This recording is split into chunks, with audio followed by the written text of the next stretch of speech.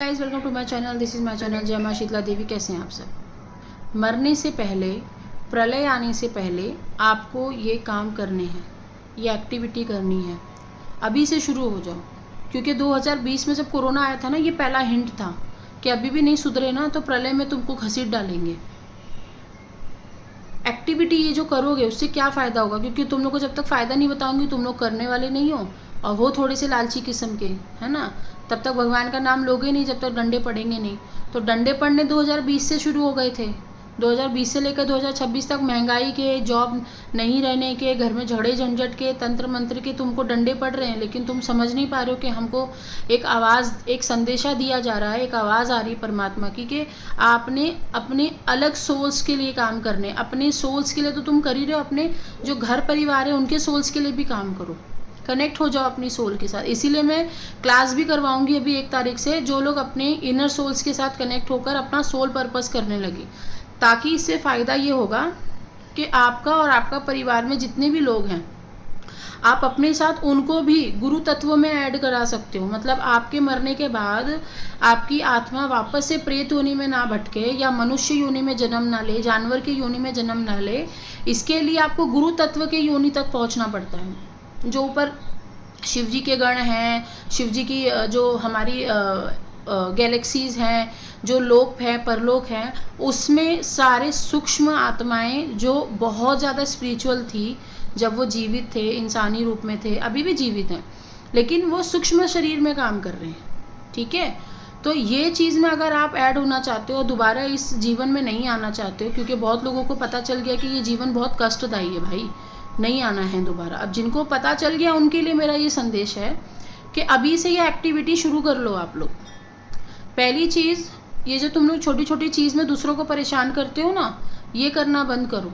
दूसरा, दीक्षा ले लो, किसी ना किसी अच्छे गुरु के पास जाके दीक्षा लेने का समय आ गया है, समझे। अच्छे गुरु के पास जाके, तांत्रिकों के पास जाके नहीं बोल रही हूँ मैं, गुरुओं के पास जाओ, गुरु आपकी हेल्प करेंगे, उनके पास जा करके दीक्षा ले लो।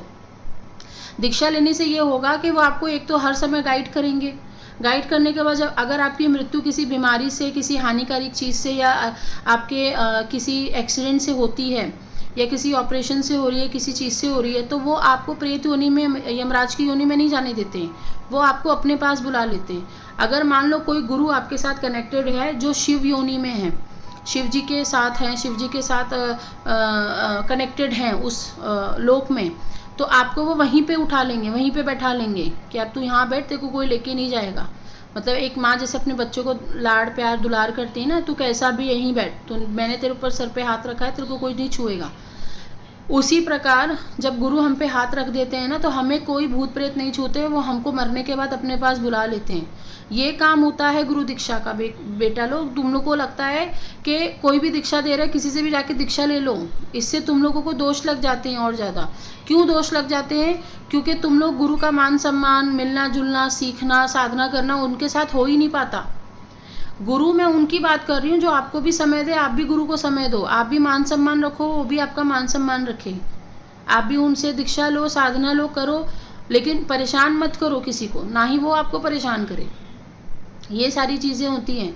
एक्टिविटीज़ करना शुरू कर दो, जितना हो सकता है जानवरों की सेवा करो, जितना हो सकता है गुरुओं से मिलो, गुरुओं की सेवा करो, जितना हो सकता है धार्मिक बनो, तीर्थ यात्रा पे जा सकते हो तो जाओ, लेकिन किसी को परेशान करके नहीं, जानवरों को परेशान करके नहीं जाना है, किसी इंसान को परेशान करके नहीं जाना है। ये लालच, मोह माया जितना हो सकता है कम कर दो अपने अंदर। ख़त्म तो नहीं होगी ना, कम कर लो, कंट्रोल कर लो एटलीस्ट। बहुत ज़्यादा मत भागो कि हमें ये चाहिए, हमें तुरंत भगवान के पास पहुंचा दो, ये नहीं होता।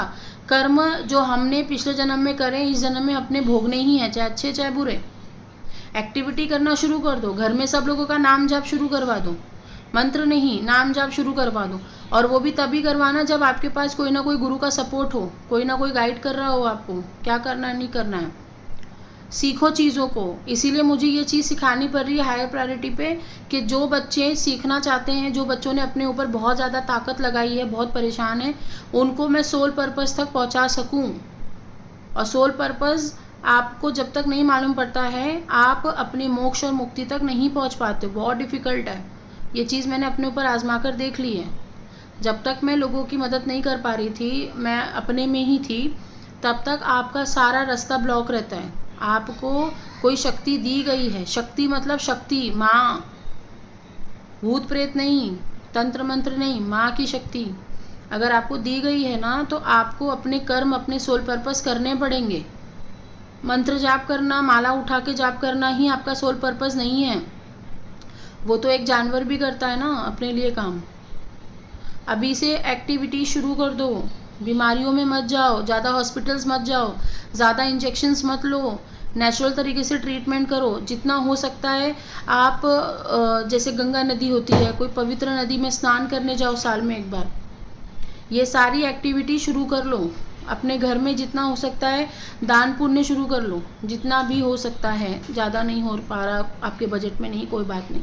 मंदिरों में दीपदान करना शुरू कर दो, गुरुओं के नाम से दीपदान करना शुरू कर दो, जिसको भी आप गुरु मानते हो।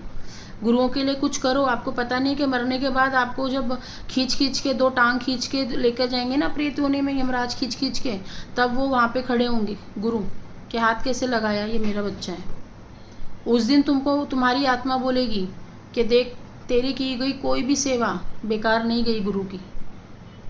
लेकिन मैं बोल रही हूँ फ्रॉड गुरुओं से बचो, जिनको कुछ नहीं आता उनके पास जाने को नहीं कह रही हूँ। फ्रॉड गुरुओं से बचो, जो सही में गुरु हैं उनके पास जाओ।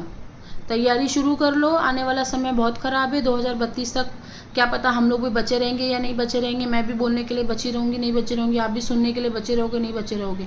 अभी से अपनी एक्टिविटी शुरू कर लो। पानी नहीं मिलेगा, बीमारी मिलेगी, पानी हर जगह भर जाएंगे, खाना नहीं मिलेगा, भूखमरी से लोग मर जाएंगे। धूप बहुत ज़्यादा पड़ेगी, बहुत ज़्यादा ठंड पड़ेगी, बहुत ज़्यादा बारिश होगी, प्रलय आएगा, ज़मीन टूटेगी, ऊपर से बिजली कड़केगी, बहुत ज़्यादा लोग मर जाएंगे, बहुत जानवर मर जाएंगे, मंदिर तोड़ दिए जाएंगे, मंदिर ख़त्म कर दिए जाएंगे, आप मंदिरों में भी जा नहीं सकते हो। देवता पूरी तरीके से नाराज़ चल रहे हैं हम लोगों से। परमात्मा पूरा गुस्सा करके बैठे हुए हैं, वो हमारी एक नहीं सुनने वाले।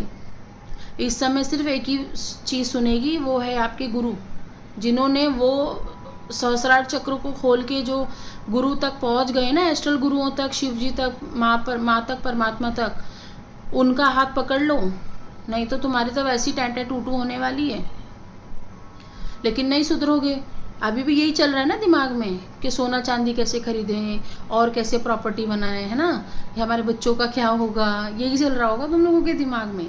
ये नहीं चल रहा होगा कि भाई कल को पता चला प्रलय आ गया है, हमारे दरवाजे पे भूकंप आ गया, हमारे मृत्यु हमारे दस्तक दे रही है दरवाज़ों पे, और हम जाप करने के बजाय हम ये सोच रहे हैं अरे हमने इतनी प्रॉपर्टी बनाई, उसको कौन संभालेगा। अरे तुम्हारा कुछ था ही नहीं, तुम तो खुद ही भाड़े के हो, तुम्हारा शरीर भी भाड़े का ही है। तो तुम्हें ये सोचना चाहिए इतना। अभी से तैयारी शुरू करो, एक्टिविटी शुरू करो। कोई बताएगा क्या मरने से पहले क्या करना है, मैं बता रही हूँ मरने से पहले ये करो, इतना करो, इसके बाद का और बताऊंगी क्या क्या करना है। जय माता दी।